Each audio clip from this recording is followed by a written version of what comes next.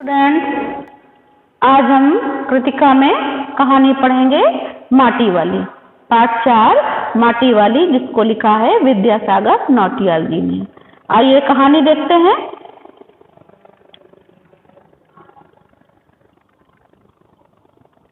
शहर के शेमल का टप्पड़ मोहल्ले की ओर बने आखिरी घर की खोली में पहुंचकर उसने दोनों हाथों की मदद से अपने सिर पर धरा बोझा नीचे उतारा। मिट्टी से भरा एक कंटर माटी वाली। टिहरी शहर में शायद ऐसा कोई घर नहीं होगा जिसे वह ना जानती हो या जहां उसे ना जानते हो। घर के कुल निवासी बरसों से वहां रहते आ रहे हैं, किराएदार उनके बच्चे तलक। घर घर में लाल मिट्टी देते रहने के उस काम को करने वाली वह अकेली है। उसका कोई प्रतिद्वंदी नहीं। उसके बगैर तो लगता है टिहरी शहर के कई एक घरों में चूल्हों का जलना तक मुश्किल हो जाएगा। वह न रहे तो लोगों के सामने रसोई और भोजन कर लेने के बाद अपने चूल्हे चौके की लिपाई करने की समस्या पैदा हो जाएगी। भोजन जुटाने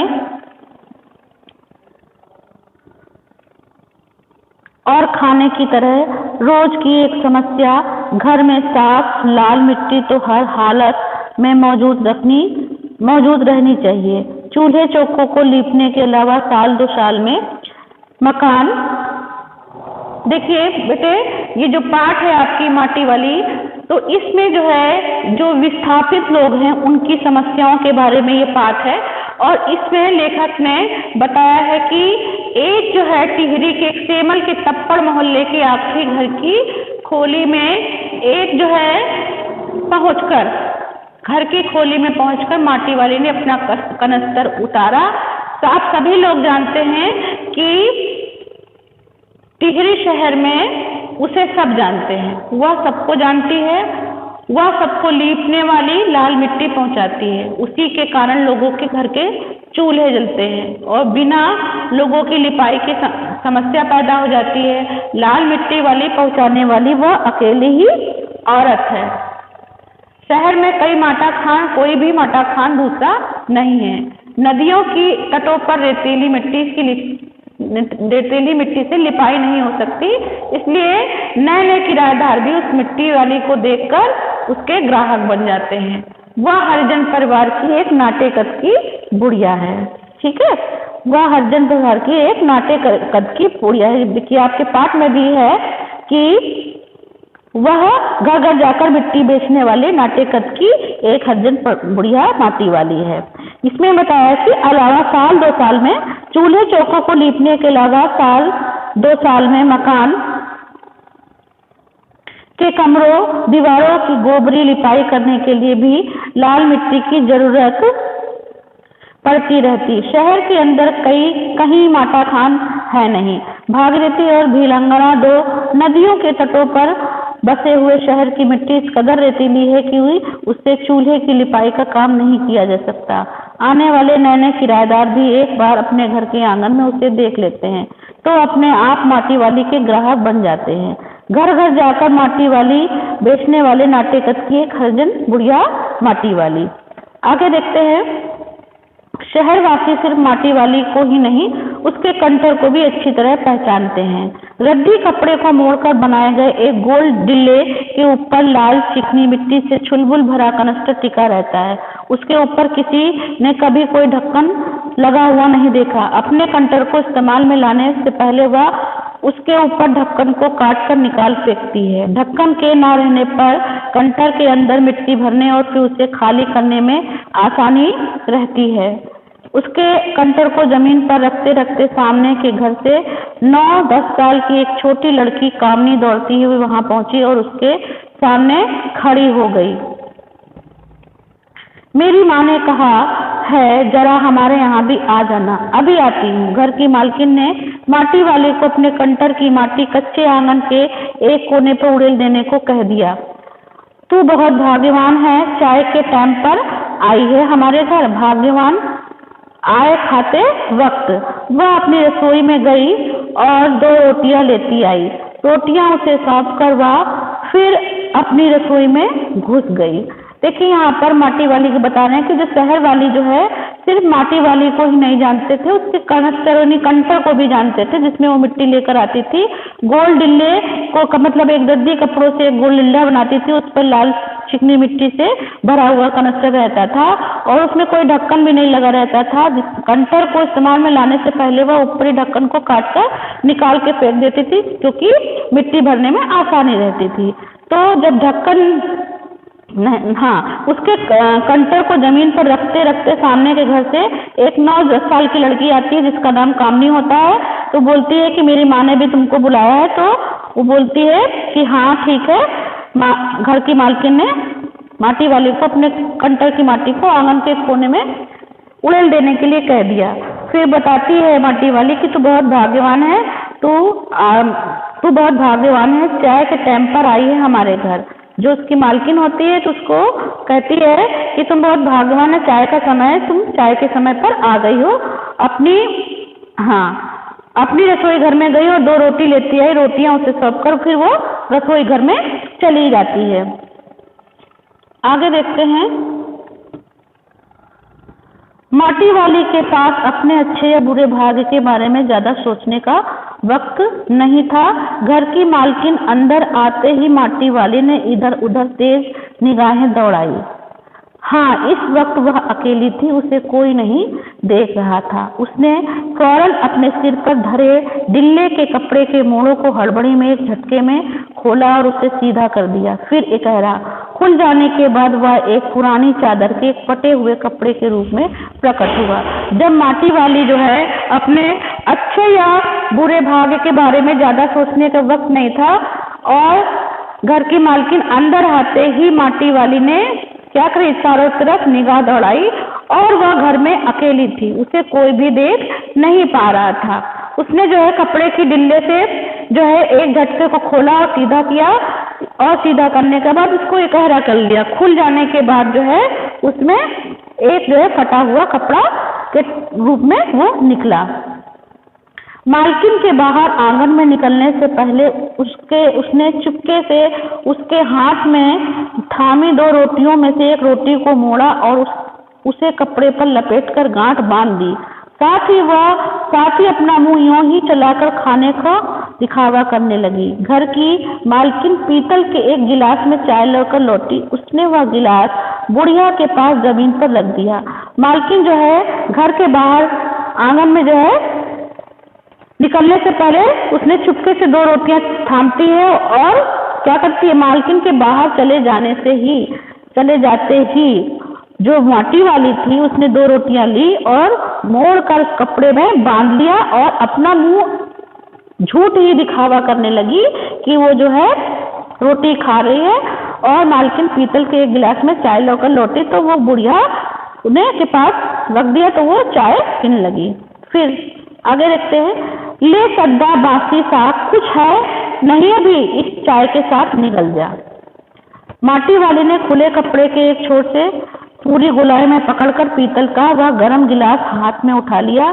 अपने होठों से गिलास के किनारे को छुआने से पहले शुरू में उसने उसके अंदर गर्म चाय को ठंडा करने के लिए सूं करके उस पर लंबी लंबी फूंके मारी। तब रोटी के टुकड़े को चबाते हुए धीरे धीरे चाय सुलगने लगी। चाय तो बहुत अच्छा साग हो जाती है ठकुराइन जी। आगे कह रही है, भूख तो अपने में एक साग होती है बुढ़िया, भूख मीठी की भोजन मीठा। तुमने अभी तक पीतल के गिलास संभाल के रखे हैं, पूरे बाजार में और किसी के घर में अब नहीं मिल सकते हैं ये गिलास। इनके खरीदार कई बार हमारे घर के चक्कर काट कर लौट गए। पुरखों की गाढ़ी कमाई से हासिल की गई चीजों को हराम के भाव बेचने को मेरा दिल गवाह ही नहीं देता। हमें क्या मालूम कैसी तंगी के दिनों में अपनी जीभ पर कोई स्वादिष्ट चटपटी चीज रखने के बजाय मन में सोचकर 2-2 पैसे जमा करने की बात करें। यहाँ पर बता रही है कि जब वो मालकिन जो है गिलास में चाय लेकर आती है तो माटी वाली जो है गर्म चाय होती है तो गिलास के किनारों को धीरे धीरे छूते हुए उसको गर्म चाय को ठंडा करके पीने का प्रयास करती है। फिर वो बताती है चाय तो बहुत ही अच्छा साग हो जाती है ठाकुराइन जी, भूख अपने आप में एक साग होती है। अगर किसी व्यक्ति को भूख लगी होती है तो उसे उस टाइम पर कुछ भी दिया जाए वो सब उसके लिए मीठा होता है, ठीक है।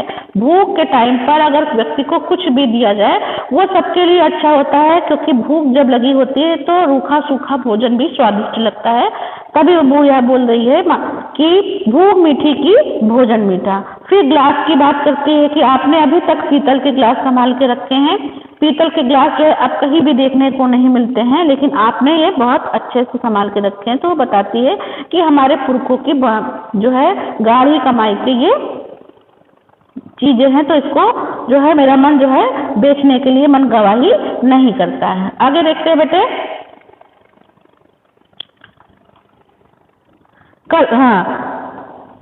चटपटी चीज रखने के बजाय मन में सोचकर 2-2 पैसे जमा करते रहने की बात खरीदी होगी। उन्होंने ये तमाम चीजें जिनकी हमारे लोगों की नजरों में अब कोई कीमत नहीं रह गई। बाजार में जाकर पीतल का भाव पूछो जरा, दाम सुनकर दिमाग चकराने लगता है। और ये व्यापारी हमारे घरों से हराम के भाव इकट्ठा कर ले जाते हैं। तमाम बर्तन भाड़े, कांसे के बर्तन भी गायब हो गए हैं सब घरों से।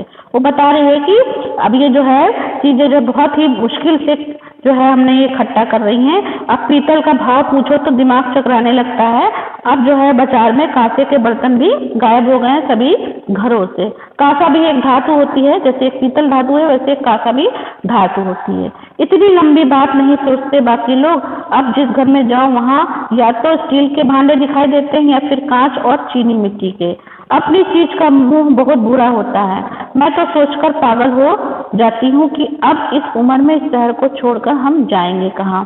ठाकुराइन जी जो जमीन जायदादों की मालिक हैं वे तो कहीं ना कहीं ठिकाने पर जाएंगे ही, पर मैं सोचती हूँ मेरा क्या होगा, मेरी तरफ देखने वाला कोई भी नहीं है। ठीक है, यहाँ पर बता रही है कि ठाकुराइन जी जो जमीन जायदादों के मालिक है वो तो कहीं ना कहीं ठिकाने पर जाएंगे, लेकिन वो माटी वाले का कोई भी जो है आशियाना नहीं है। उसी को ले कहती है कि हम कहाँ जाएंगे।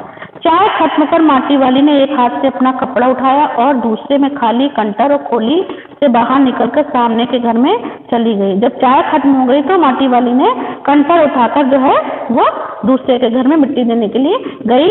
उस घर में भी कल हर हालत में मिट्टी ले आने के आदेश के साथ उसे 2 रोटियां मिल गईं।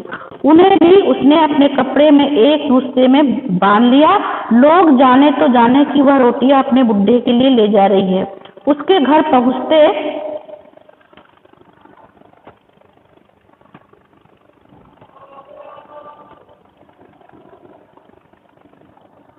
ही अशक्त बुढ़ा कातर नजरों से उसकी ओर देखने लगता है। वह घर में रसोई बनने का इंतजार करने लगता है।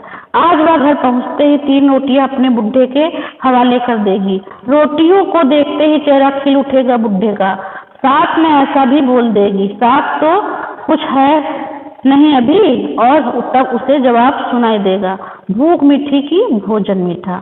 उसका गांव शहर के इतना पास भी नहीं है कितना कि तेज चलो, फिर भी घर पहुंचने में 1 घंटा तो लग ही जाता है।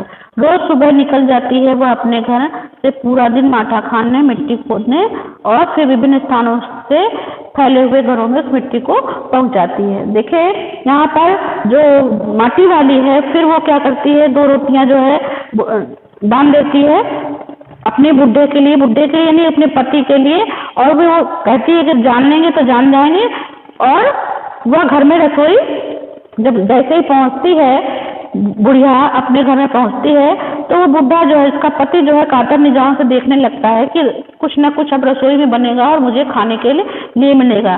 तो वहां पर जाती है जब मिट्टी वाली माटा खान से मिट्टी लेकर, तो वो अपने बुढ़े को उन रोटियों को देती है। आगे देखते हैं।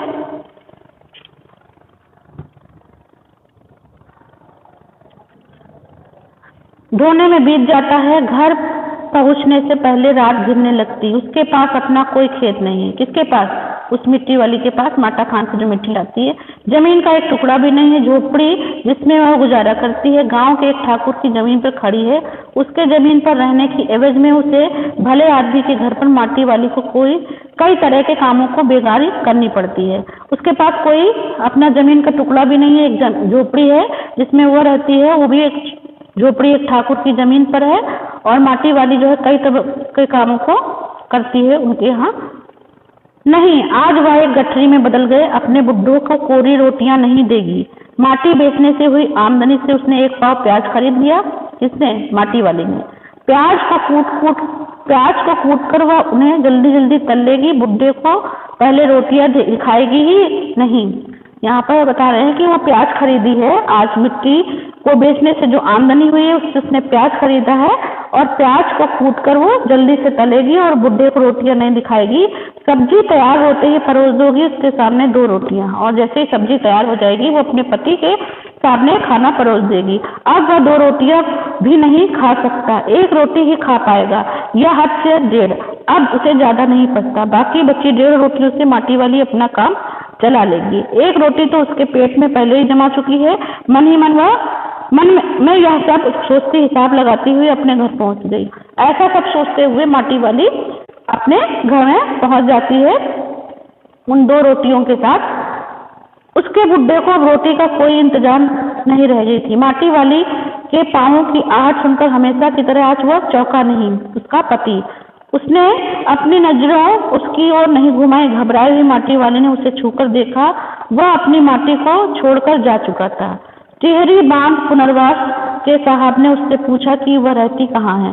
तुम तहसील से अपने घर का प्रमाण पत्र लेते आना। ऐसा जो है टिहरी बांध के जो है पुनर्वास साहब जो होते हैं वो माटी वाली से ऐसा पूछते हैं। मेरी जिंदगी तो इस शहर में तमाम घरों में माटी देते गुजर गई साहब। माटी कहाँ से लाती हो? माटा खान से लाती हूँ। माटी, वह माटा खान चढ़ी है तेरे नाम, अगर है तो हम तेरा नाम लिख देते हैं। माटा खान तो मेरी रोजी है साहब, बुढ़िया हमें जमीन का कागज चाहिए, रोजी नहीं। अब जो है जब बुढ़िया लेकर पहुंचती है रोटी तो आज जो है उसके पति बुढ़े को रोटी का इंतजार नहीं रहता है, और जो है उसका जो है जो पति होता है उसने उसने अपनी नजरें उसकी ओर नहीं घुमाई। घबराई माटी ने उसे छूकर देखा तो माटी छोड़कर जा कूदा था। अब उसके जो है पति की मृत्यु हो चुकी थी। जो अब टिहरी के जो पुनर्वास साहब होते हैं तो वो पूछते हैं कि तू क्या करती है? तो बताती है माटा खान से मैं रोजी है साहब, और बुढ़िया से मांगते हैं कि हमें जमीन का कागज चाहिए, रोजी का नहीं। ऐसा जो है वो पुनर्वास साहब को बताती है माटी वाली। आगे देखते हैं, बांध बनने के बाद मैं अब क्या खाऊंगी साहब? इस बांध का फैसला तो हम नहीं कर सकते, वह हम तो खुद ही क्या तय करने। हाँ, वह बात तो तुझे खुद ही तय करनी पड़ेगी। तब वो बोलती है माटी वाली कि ये जो है बांध अगर यहाँ बन जाएगा तो मैं क्या करूंगी? तो वहाँ पुनर्वास साहब कहते हैं कि ये तुम्हारी बात है, इसको तो तुम खुद ही तय करोगी। आगे देखते हैं, टिहरी बांध की 2 सुरंगों को बंद कर दिया गया। शहर में पानी भरने लगा, शहर में आपाधापी मची है। शहरवासी अपने घरों को छोड़कर वहां से भागने लगे। पानी भर जाने से सबसे पहले कुल शमशान घाट डूब गए। अब जो है टिहरी बांध बन गया तो वहां पर पानी भरने लगा, चारों तरफ आपाधापी मच गई, लोग घर को छोड़कर भागने लगे। पानी भर जाने से पहले कुल शमशान घाट डूब गए। जहाँ जो शमशान घाट थे पानी भर जाने से अब डूब चुके थे।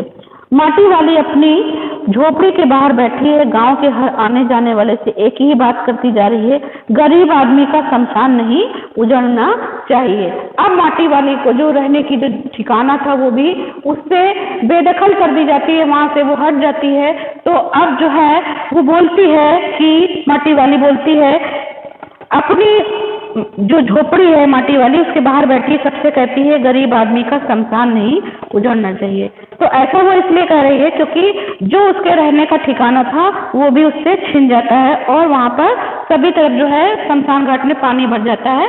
तो इस चीज से माटी वाली बहुत क्षुब्ध है, दुखी है, और जो उसका रहने का आशियाना था वो भी जो है छिन जाता है। तो इस प्रकार बेटे जो माटी वाली जो कहानी है आपको समझ में आ गई होगी। मैंने अभी अब इस पार्ट को जो है आपके सामने एक्सप्लेन किया है और इसको आप और अच्छे से समझने का प्रयास करेंगे।